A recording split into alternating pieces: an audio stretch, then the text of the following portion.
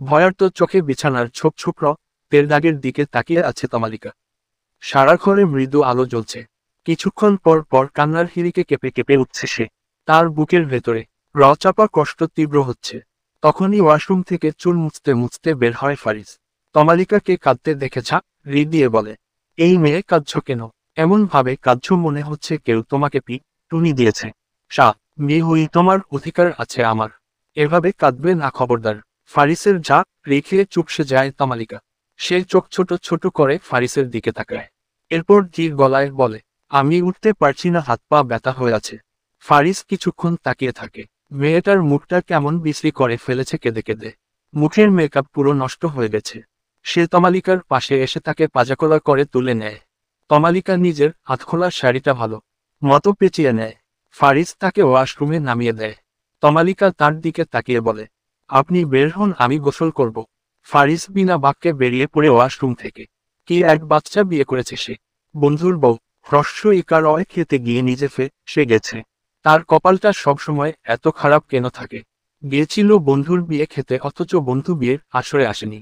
এরপর আর কি তার বাবার রাতিব মির্জা মেয়ের মায়ের কান্না দেখে একদম গলে গেল দাড়ি। এরপর টানতে টানতে ফারিসকে নিয়ে সবার সামনে বলল, আমার ছেলে আপনার মেয়েকে বিয়ে করবে। এই কথা খানা শুনে প্রথমে তো ফারিসের মাথায় আকাশ ভেঙে পড়েছিল। মানে কি এসব? বন্ধুর হবু স্ত্রীকে এখন তার বিয়ে করতে হবে? ফারিসের বাবা তাকে একবার জিজ্ঞেসও করেনি।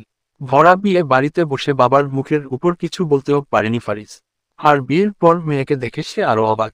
এ যে কুচি খুকি, তার বন্ধু প্রিয়ম কোন কষ্টে এই বাচ্চা মেয়েটার সাথে বিয়েতে রাজি হয়েছিল। বয়সটা তো দেখবে, তার থেকে কম করে হলেও 9-10 বছরের ছোট হবে।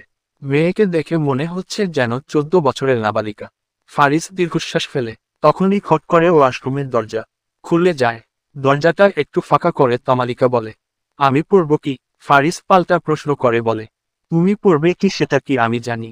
ফারিসের প্রশ্নে বিরক্ত হয় তমালিকা। বিরক্তিতে চবোধক শব্দ করে বলে, আমার লাগেজ ওখানে রাখা আছে, সেখানে থেকে একটা 3 পিস বের করে দিন। ফারিস রুমের চারদিকে চোখ বুলায়। এক কর্নারে তমালিকার লাগেজটা দেখতে পায় সে। এরপর লাগেজ খুলে তা থেকে একটা কালো রঙের 3 পিস বের করে নেয়। ওয়াশরুমের সামনে গিয়ে বলে, দরজা খোলো। তমালিকা তখন ফাঁকা থেকে হাত বের করে বলে, হাতে দিন। ফারিস 3 পিসটা হাতে দিয়ে বলে, এমন কিছু কি বাকি আছে যা আমি দেখিনি? ফারিসের এমন কথায় কান গরম হয়ে গেল তমালিকার। সে ভেবে পাচ্ছে না একটা মানুষ এতটা সব রং কি করে হয়।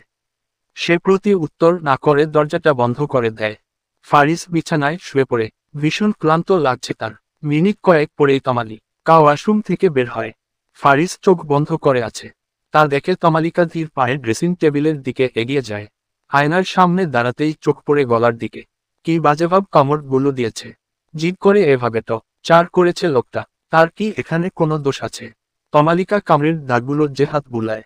তার ভেজা চুলগুলো কোমর পর্যন্ত ছড়িয়ে আছে। ফারিস চোখ মেলে তাকায়। তমালিকা দাঁড়িয়ে দাঁড়িয়ে ভাবনায় ডুবে গেছে। উকার তুলের মতো একটা মেয়ে কোমর সমান ভেজা চুল নিয়ে দাঁড়িয়ে আছে তার সামনে। এই মেয়েটা তার বউ ভাবতেই বুকের মধ্যে চাপা কষ্ট অনুভব করল ফারিস। এখন থেকে তার রুমের ভাগ দিতে হবে এই বাচ্চা মেয়েকে। সে খেয়াল রল তমালিকার চুল থেকে পানি পড়ছে। বিরক্ত হয়ে উঠে পড়ল সে। একটা তোয়ালে নিয়ে তমালিকার চুলগুলো মুছতে শুরু করল। আচমকা চুলে কারো স্পর্শ পেয়ে সম্বিত ফিরে পায় তমালিকা। সে অবাক চোখে ফারিসের দিকে তাকালো। দাঁড়ি। ফারিস তোয়ালে দিয়ে চুলগুলো মুছে দিয়ে বলল, শোনো মেয়ে, আমার জিনিসপত্র এলোমেলো করবে না। আমার জিনিস শেয়ার করা আমার মোটেও পছন্দ না। তুমি এখন থেকে এই রুমে থাকবে ভাবলেই আমার কষ্ট হচ্ছে। ফারিসের এহেন কথায় অনামিকা শক্ত গলায় বলে, তাহলে আমাকে গেস্ট রুমটা দেখিয়ে দিন। আপনার রুম শেয়ার করতে সমস্যা হলে আমি সেখানে গিয়ে থাকি। মেয়েটার থেকে এমন উত্তর আশা করেনি ফারিস। সে অবাক হয়ে তমালিকাকে নিজের দিকে ঘোরালো। মেকআপ ছাড়া চেহারাও মাশাআল্লাহ খুবই সুন্দর। ফারিস কিছুক্ষণ তাকিয়ে রইল তমালিকার দিকে। এরপর চোখ পড়ল গলায় থাকা দাগগুলোর দিকে। ফারিস আঁতকে উঠে বলল, এমা, দেখি অনেক দাগ পড়ে গেছে। তমালিকা সেদিকে ভ্রুক্ষেপ না করে বলল, হ্যাঁ পড়েছে তো কি হয়েছে? তমালিকার কথায় বারবার হতাশ হচ্ছে ফারিস। সে এবার কৌতূহল দমিয়ে না রেখে জিজ্ঞেস করল, আচ্ছা বয়স কত তোমার? তমালিকা চুলগুলো মুছতে মুছতে বলল, আমার বয়স 17। ফারিস বিছানায় বসে বলল, যা ভেবেছিলাম তাই, বাচ্চা মেয়ে। ফারিসের কথায় তমালিকা রেগে বলল, কেন আপনি কি বুড়ো দাদু হয়ে গেছেন? ২৬ বছর বয়সে নিজেকে বিশ্বের সবচেয়ে বৃদ্ধ পুরুষ ভাবতে শুরু করেছেন নাকি? ফারিস অবাক হয়ে বলে, তুমি দেখা মুখে মুখে তর্ক করো। আচ্ছা, তোমাকে এই বয়সে বিয়ে দেওয়ার কারণটা কি? তমালিকা দীর্ঘশ্বাস ফেলে বলল, আমার দাদি অসুস্থ। সে আমার জামাই দেখতে চেয়েছে। এই জন্য আমাকে ব্ল্যাকমেইল করে বিয়েতে রাজি করিয়েছে। তখনও যা ছিল ঠিকঠাক ছিল, আল্লাহ জানে এখন আমি কার পাল্লায় পড়েছি। শেষের কথাটা বিড়বিড় করে বলল তমালিকা। কিন্তু ফারিস শুনে ফেলল। সে উঠে এসে তমালিকার কোমর চেপে ধরে বলল, কার পাল্লায় পড়েছি মানে? যার সাথে বিয়ে ঠিক হয়েছিল তাকে জিজ্ঞেস করলে না দুজনেই পরিবারের চাপে রাজি হয়েছ বিয়েতে? মাঝখানে আমি ফেঁসে গেছি। এখন বলছো কার সাথে বিয়ে হয়েছে? এ কথা আমার বলা উচিত তোমার নয়। তমালিকা দাঁতের দাঁত চেপে বলে, সে না হয় মুখ ফুটে বলেনি। আপনি ওখানে বসে কেন রাজি হলেন বিয়ে করতে? মুখে কথা ছিল না। এই মেয়ে চুপ করো।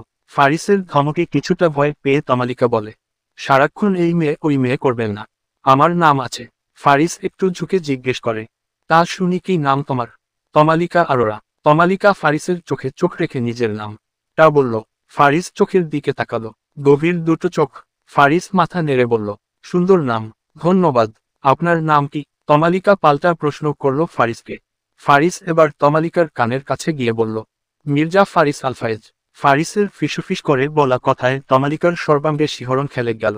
সে ফারিসকে ধাক্কা দিয়ে সরিয়ে বলল, এসব ভোতা আমার পছন্দ না। প্রথমে তো আপনি আমার অনুমতি ছাড়াই আমার সাথে। আমি তোমার অনুমতি ছাড়াই কি তোমার সাথে? ফারিসের এমন প্রশ্নে ভ্যাবাচেকা খেয়ে যায় তমালিকা। এই লোককে দমানো সম্ভব নয়। আল্লাহ কার পাল্লায় ফেলেছ? মনে মনে ভীষণ আহজারি করে তমালিকা। এরপর মিনমিনে গলায় বলে, কি আপনি তা জানেন না? ফারিস মাথা নেড়ে বলে, না জানি না, তবে এখন কি করব তাই দেখো। কথাটা শুনে তমালিকা ফারিসের দিকে তাকায়। তখনই ফারিস এক আশ্চর্যজনক কাজ করে বসে। বিস্ময়ে চোখ দুটো বড় বড় হয়ে যায় তমালিকার।